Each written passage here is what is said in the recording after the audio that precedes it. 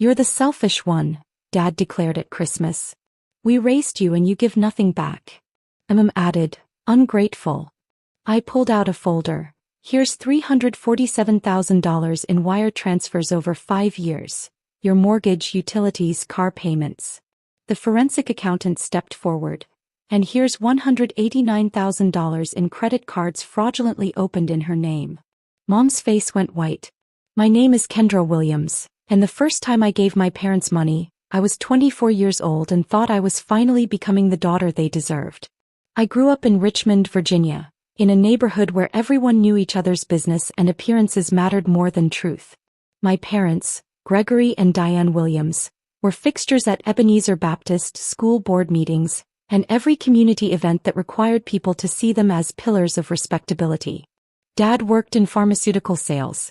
Mom was an office manager at a dermatology practice. Combined income, around $110,000 annually. Comfortable but not wealthy. Except they needed everyone to believe they were wealthy. The house on Monument Avenue with the columns. The matching Mercedes sedans. Mom's designer handbags. Dad's golf club membership. My private school tuition at St. Catherine's, where I was one of 3 black students in my graduating class and felt the weight of representing my entire race every single day. "You have to be twice as good to get half as far," Dad told me constantly. "We're giving you opportunities we never had. Don't waste them." I didn't understand until much later that the opportunities were financed on credit cards and home equity loans, that the beautiful life they'd built was constructed entirely on debt, and that I was always meant to be their exit strategy. I was a good student because I had to be. Straight A's, National Honor Society debate team captain.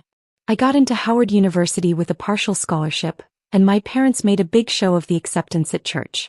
"Our daughter going to the Mecca," Dad announced proudly, arm around my shoulders.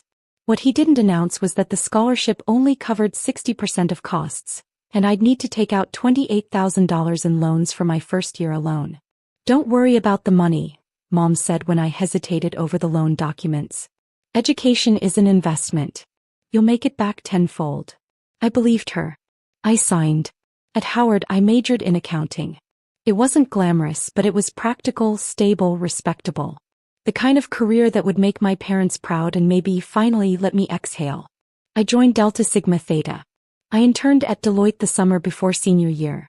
I graduated magna cum laude with $94,000 in student debt and a job offer as a junior auditor at a regional firm in D.C. starting at $52,000. My parents threw me a graduation party. Invited half the church. Dad gave a speech about sacrifice and legacy and how their investment in me was paying dividends. I started the job 3 weeks later. My take-home after taxes and loan payments, $2,100 per month. Rent for a studio in Northeast D.C., $1,200. That left $900 for food, transportation, everything else. I was 22 and exhausted before I even started. The first request came 6 months in. Mom called on a Tuesday evening, her voice tight with stress. "Kendra, honey, I need to ask you something and I need you not to judge us." My stomach clenched. "What's wrong?" "Your father's commission check got delayed. Some issue with the corporate office restructuring territories.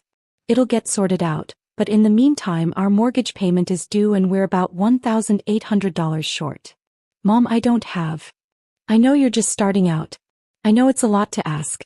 But if we miss this payment it goes on our credit, and you know how hard we've worked to maintain our standing in the community."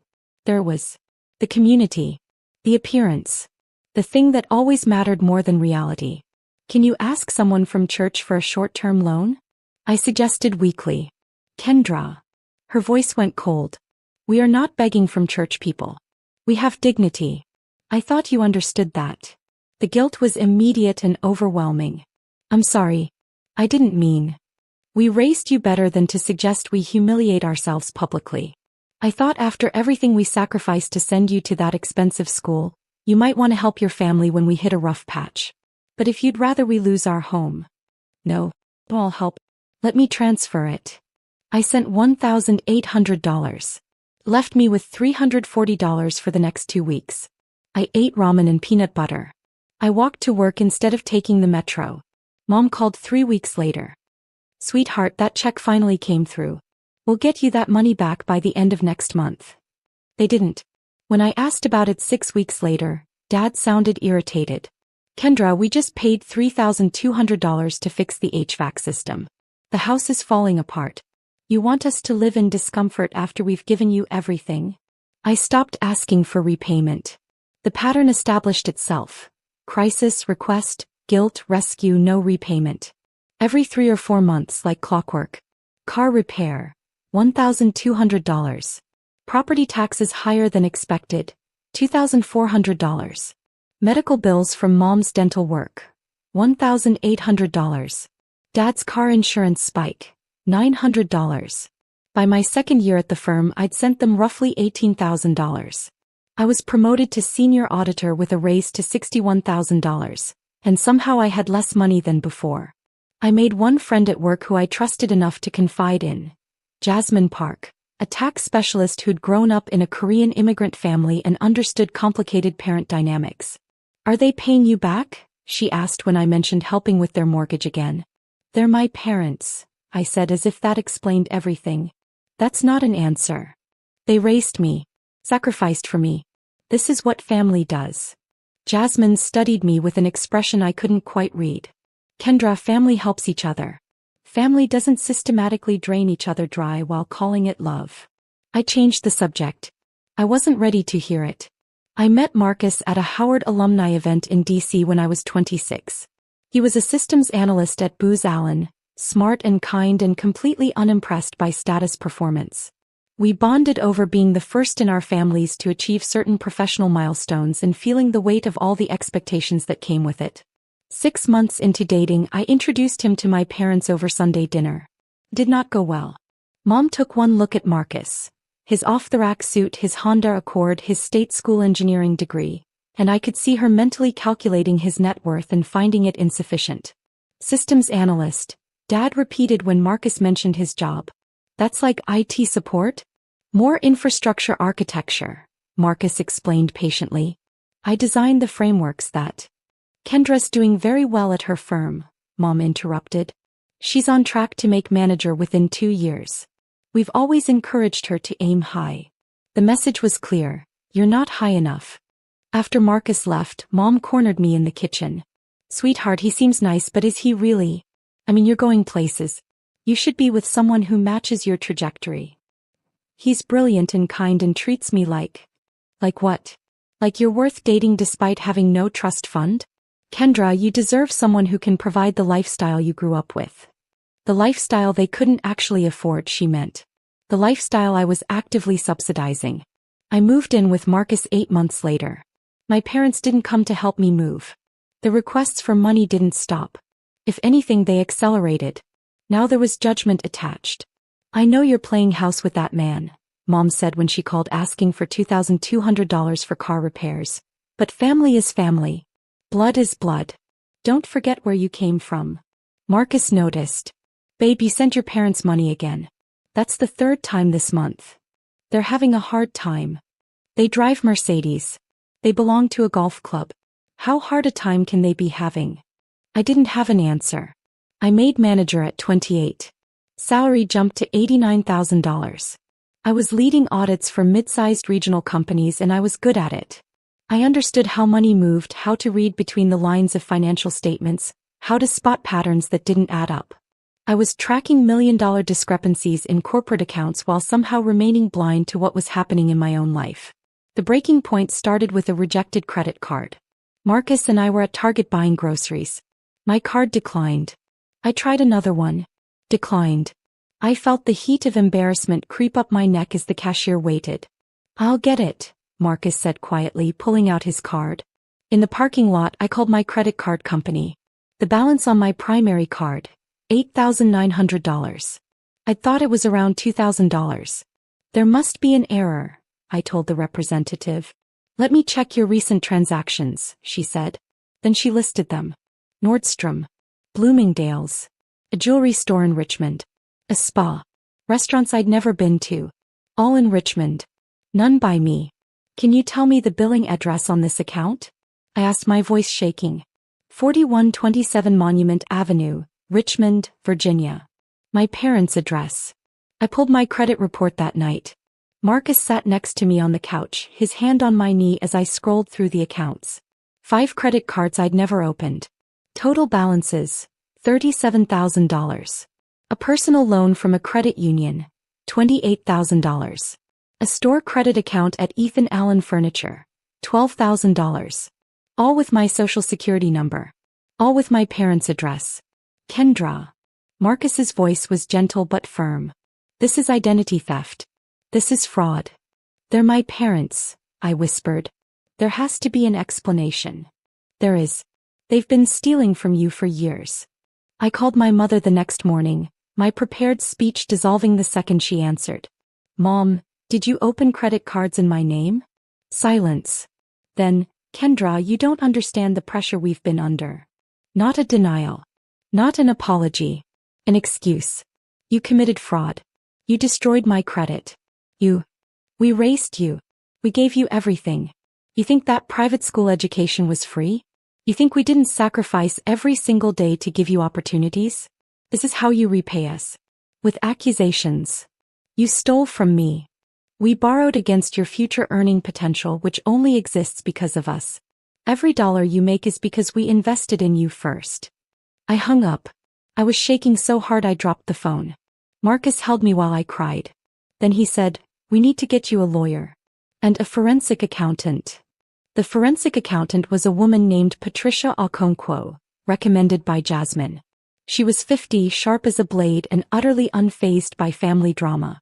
This is more common than you think, she said at our first meeting. Parents who see their children's credit as an extension of their own.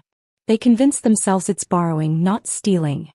She requested 5 years of bank statements, credit reports, and any documentation of the payments I'd been making to my parents. I have most of it, I said. I'm an auditor. I keep records. Patricia smiled grimly. Good. Because we're going to need them. The full analysis took 3 weeks. When Patricia presented her findings, I felt like I was in one of my own audit meetings, except the fraud was against me. Total documented payments from you to your parents over 5 years. $347,000. This includes direct transfers, payments made on their behalf, and several instances where you paid bills that were legally their responsibility. I stared at the number. $347,000. More than 3 years of my gross salary. The fraudulent accounts opened in your name total $189,000 in current balances.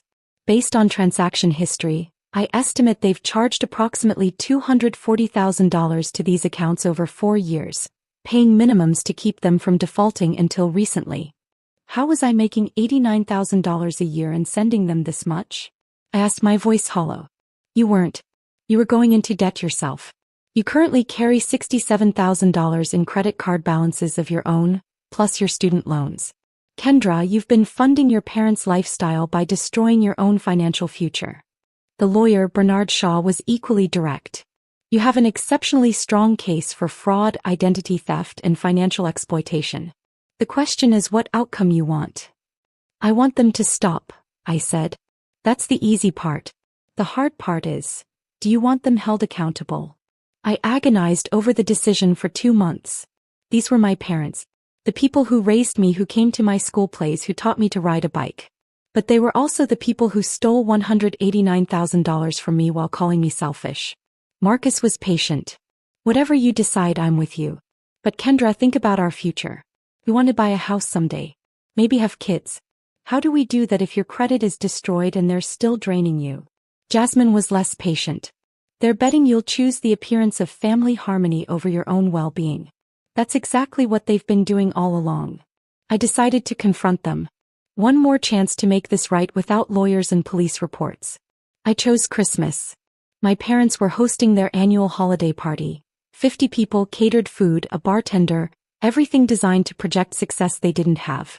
I arrived early before the guests. Mom was arranging flowers. Dad was setting up the bar. Kendra. Mom's smile was bright, brittle. I was worried you weren't coming. Where's Marcus? Working, I lied. He was actually in the car parked 2 blocks away waiting for my call.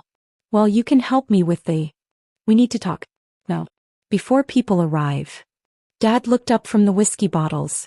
Kendra, we have guests coming in 30 minutes. This isn't the time. It's exactly the time. I set my bag on the dining table. Because either we resolve this now privately or I resolve it publicly. Your choice. Mom's eyes narrowed. Resolve what? The $189,000 in fraudulent credit card accounts you opened in my name. The $347,000 I've sent you over 5 years. The systematic financial exploitation that's been happening since I graduated college. The room went silent except for the jazz playing softly from the speaker. Dad recovered first. Kendra, I don't know what you think you've discovered, but I hired a forensic accountant. I have documentation. Bank statements, credit reports, transaction histories. All of it. Mom's face shifted from confusion to calculation to anger. You hired someone to investigate your own parents? That's what we get for raising you. Suspicion and betrayal. You committed fraud. We borrowed against your potential. Dad's voice rose. You wouldn't have that potential without us. We invested everything in you, your education, your opportunities, your network. This is how family works. The successful ones help the ones who enabled their success. By stealing my identity? By accessing resources that wouldn't exist without our foundation. Mom stepped closer. Do you know how many sacrifices we made? How many times I wore the same dress to events so we could pay your tuition? How many vacations we didn't take so you could have music lessons and SAT prep and college application coaches? I didn't ask for any of that. You're the selfish one, Dad declared, his voice carrying through the house. We raised you and you give nothing back. Every dollar we spent on you was an investment in this family's future.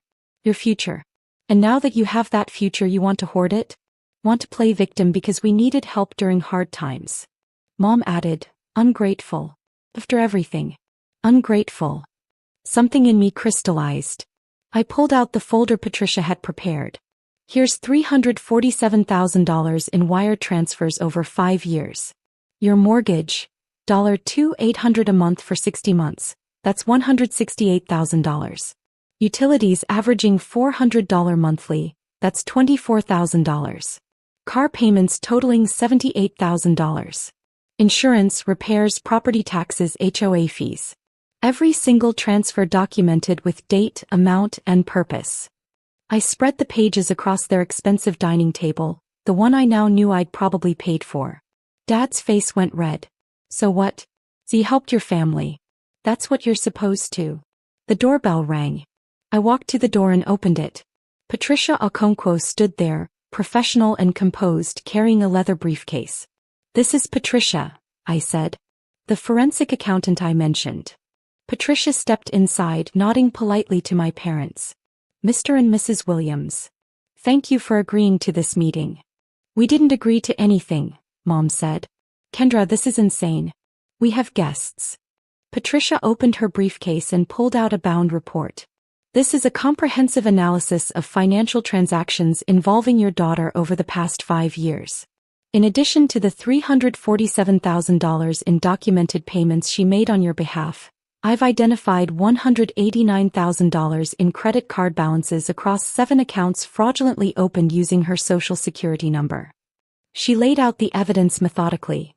Credit applications with forged signatures, transaction histories showing purchases made in Richmond while Kendra was documented in D.C., billing addresses that didn't match Kendra's residence. Mom's face went white. This meets the federal definition of identity theft, Patricia continued. The accounts were opened without Miss Williams's knowledge or consent, using her personal information illegally obtained.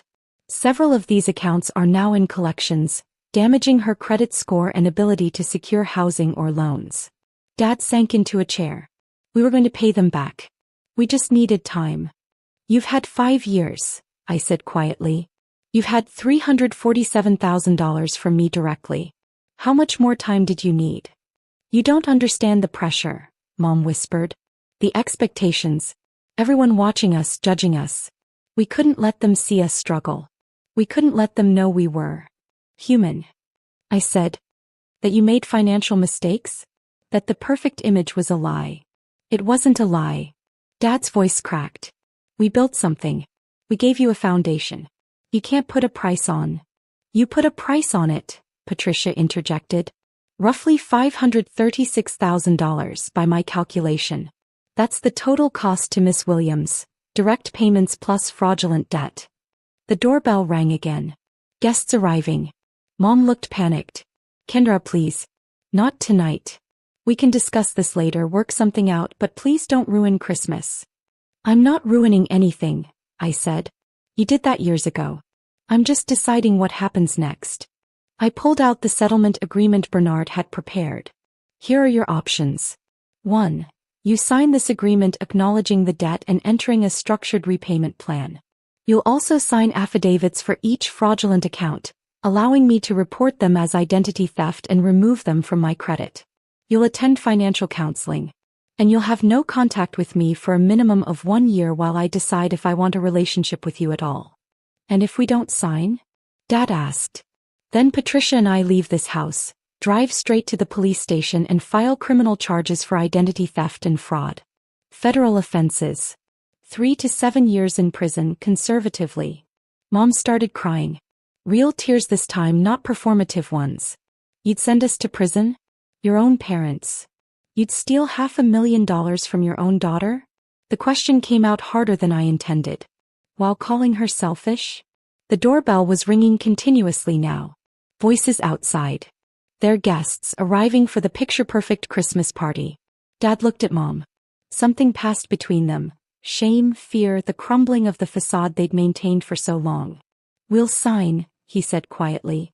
They signed the agreement at the dining table while their guests waited outside. Patricia witnessed. I didn't feel triumphant. I felt tired and sad and like I'd lost something I could never get back. Mom tried to hug me before I left. I stepped back. 1 year, I reminded her. No contact. You focus on fixing this. I focus on recovering from it. I walked out past confused guests asking where the hosts were. Let them wonder. Let the perfect image crack. Marcus was waiting in the car. I got in and he didn't ask questions, just drove. We went to Jasmine's apartment. She'd prepared for this, had wine and food and a guest room ready. She and Marcus let me cry for 3 hours straight, crying out years of guilt and confusion and the weight of believing I was selfish for wanting to keep my own money. The settlement required my parents to pay $2,500 monthly for 15 years. They made the first payment, missed the second, made the third and fourth. The pattern continued, unreliable, resentful but technically compliant. The affidavits took 8 months to process through credit bureaus. My credit score climbed from 542 to 698. Still damaged but healing. I got promoted to senior manager. Salary, $127,000. Marcus and I started actually saving money. We got engaged. We're planning a small wedding. Just our real friends, the people who showed up during the hard parts. My parents aren't invited. The 1 year no contact turned into 2 years, then 3. Sometimes I think about reaching out. Then I remember Mom's face when she called me selfish, and I remember that I'm protecting myself, not punishing them. Jasmine became godmother to my nephew, my chosen family showing up where my blood family couldn't. I started volunteering at a financial literacy nonprofit, teaching young professionals about credit protection and recognizing financial abuse. Every session at least one person comes up after and says, "My family does this to me." You're not alone, I tell them. And it's not your fault. And you can set boundaries. I mean it. I'm living proof. But recovery isn't linear. Some months I still feel the guilt when the payment reminder appears in my email. Still hear Mom's voice, after everything we sacrificed. Therapy helps. Dr. Washington, my therapist, helps me separate the real sacrifices my parents made, time, attention, care, from the narrative they constructed where I owed them everything forever. They did raise you, she says. And they did make sacrifices. And they also exploited you. Both things are true. You don't have to choose one to validate the other. Marcus proposed on a beach in North Carolina, somewhere far from Richmond and D.C. and all the weight of who I was supposed to be. Just us, just the moment, just the future we're building. I love you, he said. Not your potential or your earning capacity or what you can provide. Just you. I cried. He held me. We watched the sun set.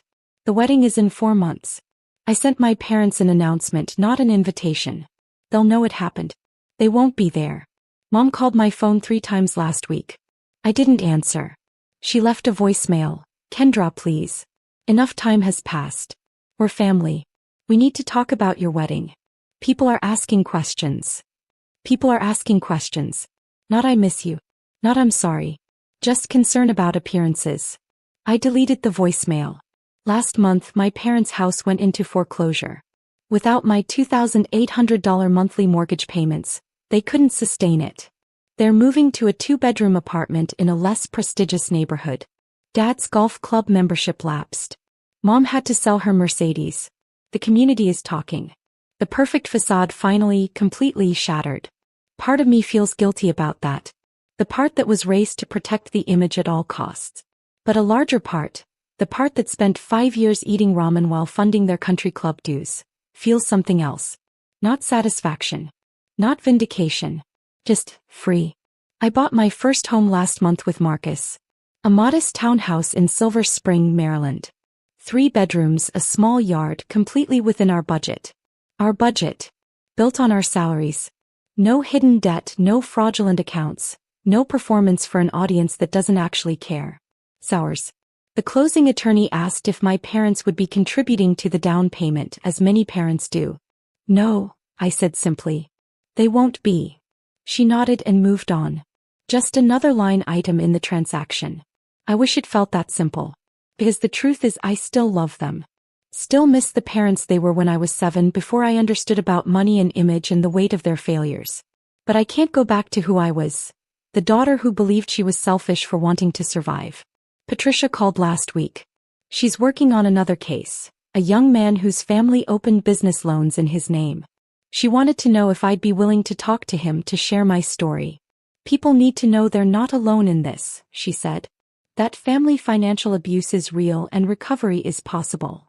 I said yes. As I am recovering. Fully. Imperfectly. With setbacks and bad days and moments when I hear Mom's voice and doubt everything. But I'm recovering.